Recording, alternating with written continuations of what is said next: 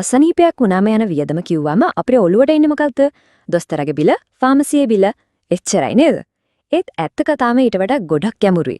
අද අපි මේ විග්‍රහයෙන් කතා කරන්නේ බිල්පත්වල අපිට පේන්නේ නැති ඒත් ඇත්තටම අපේ ජීවිතවලට බලපාන ඒ සම්පූර්ණ වියදම ගැන. හොඳයි. එහෙනම් අපි කෙලින්ම කතාවට බහිමු. ලෙඩක් හැදුනම ඇත්තටම යන වියදම මොකක්ද? මේක තමයි අපි මේ කතා බහ පුරාම හොයන්න යන උත්තරේ. මෙහෙම හිතන්නකෝ දොස්තරට ගියාම දෙන බිල හරියට අයිස්කන්දක වතුරෙන් උඩට පේන පොඩි කෑල්ල වගේ. අපිට පේන්නේ ඒක විතරයි. ඒත් ඇත්තම කතාව ඒ කියන්නේ ලොකුම වියදම තියෙන්නේ වතුරේ යට හැංගිලා. අපි දැන් බලමු මොනවද මේ හැංගිලා තියෙන වියදම් කියලා. දැන් මේක නම් ටිකක් වැදගත් කාරණයක්. බලන්න ගණකාධිකාරීවරයෙක් වියදමක් දිහා බලන්නේ අපි යම් දෙයකට ගෙවපු මුදල විදිහට. ඒක සරලයි. ඒත් ආර්ථික විද්‍යාඥයෙක් ඊට වඩා වෙනස් විදිහටයි හිතන්නේ. එයාලා බලන්නේ ආවශ්‍යක පිරිවැය ගැන. ඒ කියන්නේ මොකක්ද? හරිම සරලයි. අපි එක දෙයක් කරන්න අපේ කාලය සල්ලි යොදවනකොට අපිට ඒ වෙලාවෙම කරන්න තිබුණු තවත් හොඳම දෙයක් අතාරින්න වෙනවා. අන්නේ අතාරින දෙයක වටිනාකම තමයි ආර්ථික පිරිවැය කියන්නේ. හරි. එහෙනම් අපි පටන් ගමු. අපි මුලින්ම රෝහල් බිලෙන් එහාට ගිහින් මේ සැඟවුණු වියදම් කියන කතාවේ පළවෙනි තට්ටුව මොකක්ද කියලා බලමු. හොඳයි. මේව තමයි ඉතින් අපි හැමෝම දන්න සාමාන්‍යයෙන් අපිට පේන වියදම්. ලෙඩක් හඳුනා ගන්න කරන ටෙස්ට්, දින බෙහෙත්, කරන ප්‍රතිකාර, ඊට පස්සේ යන ෆලෝ අප්ස් මේ හැමදේම. මේවට තමයි අපි කියන්නේ සෘජු වෛද්‍ය පිරිවැය කියලා.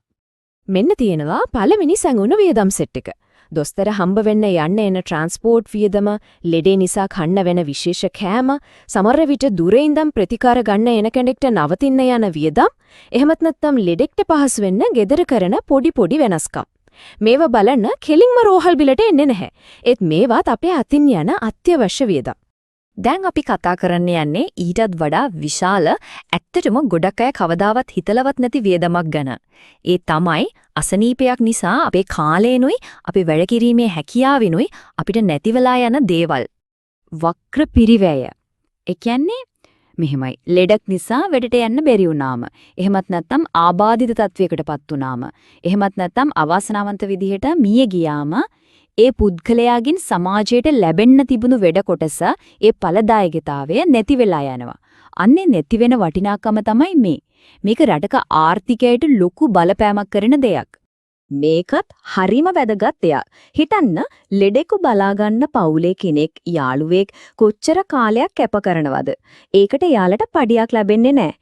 ඒත් ඒ අය ඒ කාලය වෙන රස්සාවක් කරන්න යෙදුවනම් ආදායමක් උපයන්න තිබුණා නේද? අන්න ඒ නිසා ඒ කැප කරන කාලයටත් ආර්ථික වටිනාකමක් අර අපි කලින් කතා කරපු ආවස්තික පිරිවැය තේනවා. හරි. අපි මෙච්චර වෙලා කතා කළේ එක වියදම් වර්ග ගැන. ඒත් දැන් එනවා වැදගත්ම ප්‍රශ්නය.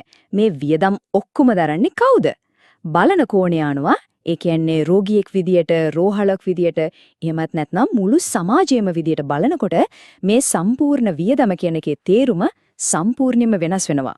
මේ වගෝ බැලුවම ඒක හොඳටම පැහැදිලි වෙනවා නේද? රෝගියෙක්ට වියදම කියන්නේ තමන්ගේ බිල, ගමනාගමන වියදම, නැතිවුණ පඩිය. හැබැයි රෝහලකට අදාළ වෙන්නේ එයාලගේ සේවාවලට යන වියදම විතරයි. ඒ අය රෝගියාගේ නැතිවුණ පඩිය ගැන හිතන්නේ නැහැ. ඒත් මුළු සමාජයම ගැන හිතනකොට මේ හැම දෙයක්ම වෛද්‍ය සේවා, ගමන් වියදම්, නැතිවුණ ඵලදායිතාලය, පවුලේ අයගේ කාලය මේ ඔක්කොම එකතු කරලායි සම්පූර්ණ වියදම ගණනය කරන්නේ. ඒක තමයි ලොකුම චිත්‍රය. හොඳ ප්‍රශ්නයක්. නැතිවුණ කාලයට වටිනාකමක් දෙන්නේ කොහොමද? ඒකට ප්‍රධාන ක්‍රම දෙකක් තියෙනවා. එකක් තමයි මානව ප්‍රාග්ධන ක්‍රමය. ඒකෙන් හිතන්නේ ලෙඩ වුණු කෙනෙක් වැඩට එන්නේ නැති වුණාම ඒ කෙනා විශ්‍රාම යන කල්මේ ඵලදායතාවයේ සමාජයට නැති වෙනවා කියලා. අනික් ක්‍රමය ඝර්ෂණ පිරිවැය ක්‍රමය. ඒකෙන් කියන්නේ ඒ කෙනා වෙනුවට වෙන කෙනෙක්ව ආදේශ කරන්න පුරුවන්. ඒ නිසා ඇත්තරම ඵලදායතාවය නැති වෙන්නේ අලුත් කෙනෙක් හොයාගන්න යන පොඩි කාලයට විතරයි කියලා. මේ අපි කතා කරපු දේවල් නිකම්ම පොතේ තියෙන න්‍යායන් විතරක් නෙවෙයි. ලෝකයේ දියුණු රටවල් මේවා ප්‍රායෝගිකව ප්‍රතිපත්ති හදන්න පාවිච්චි කරන සැබෑ මෙවලම්.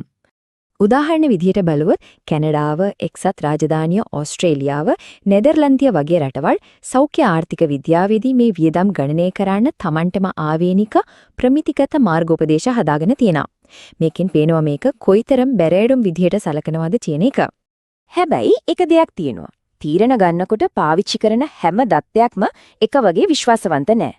මේ බලන්න දත්තවල විශ්වසනීයත්වයේ ශ්‍රේණිගත කිරීමක්. හොඳම දේ තමයි යම් අධ්‍යයනයකට ඒ රටින්ම ඒ අධ්‍යයනයටම විශේෂයෙන් එකතු කරගත්ත දත්ත පාවිච්චි කරන එක. විශ්වසනීයත්වයේ අඩුම දේ තමයි කිසිම දත්තයක් නැතුව නිකම්ම විශේෂඥයෙක්ගේ මතය විතරක් පදනම් කරගන්න එක. හරි. අපි මෙච්චර වෙලා කතා කරපු මේ සංකල්ප ඔක්කොම එකතු වුණාම ඇයි ඒක වැදගත් වෙන්නේ? හොඳ සාධාරණ සෞඛ්‍ය තීරණ ගන්න මේ දැනුම උදව් වෙන්නේ කොහොමද? අපි දැන් ඒ ගැන බලමු. මෙන්න මේකයි කතාවේ හරය. එකම විදිහේ ප්‍රමිතිගත ක්‍රමයකට වියදම් මනිනකොට විවිධ අධ්‍යයනයන් එකිනෙකට සාධාරණව සසඳන්න පුළුවන් වෙනවා. අනේ සැසඳීම් තමයි රටක සෞඛ්‍ය ප්‍රතිපත්ති හදන්න, සල්ලි වෙන් කරන්න පාවිච්චි කරන්න පුළුවන් හොඳම තොරතුරු.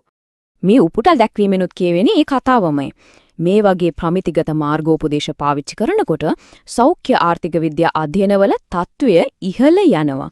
එතකොට ඒ අධ්‍යයනවලින් එන ප්‍රතිඵල රටේ සෞඛ්‍ය පද්ධතිය කළමනාකරණය කරන්න ගොඩක් වටිනාකමක් එකතු කරනවා. ඉතින් අවසාන වශයෙන් අපි හැමෝම හිතන්න ඕන ප්‍රශ්නයක් තියෙනවා. අපි රෝහල් බිල දිහා විතරක් බලන්නේ නැතුව අසනීපයක සම්පූර්ණ සමාජ වියදම. ඒ කියන්නේ නැති වෙන ඵලදායීතාවය, පවුල්වල කැපකිරීම මේ හැමදේම ඇතුළෝ මැනලා බැලුවොත් රටක් විදියක අපි සෞඛ්‍යයට දෙන ප්‍රමුඛතාවයන් කොයි විදියට වෙනස් වෙයිද?